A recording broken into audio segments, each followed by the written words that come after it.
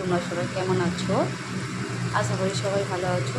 শুভ দুপুর। আজকের আমাদের হচ্ছে মটনের জন্য তেল দিয়ে লঙ্কা আর পেঁয়াজটা দিয়ে দিয়েছি।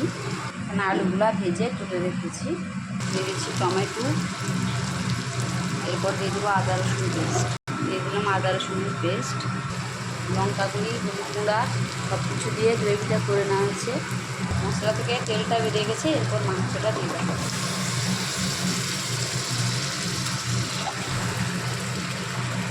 মটন মাখানো ছিল,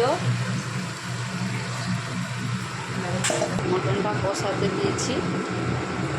মটনটা কষানো হয়ে গেছে, দেখুন কালারটা কেমন বেরিয়েছে। আমাদের মটন কষা রেডি। কেমন হচ্ছে কমেন্ট করে জানাবেন বন্ধুরা। মটন কষাটা রেডি। দেখো চাটনি, তেলটা দিয়ে সর্ষে তেল দিয়ে কালো সরষে শুকনো লঙ্কা ফোড়ন দিয়ে আমগুলো দিয়ে কাজু কিশমিশ সব দিয়ে চিনিটা লাস্টে দিয়ে দিচ্ছি। নামিয়ে দিচ্ছি। চাটনিটা কেমন হচ্ছে কমেন্ট করে জানাবেন বন্ধুরা সবাই।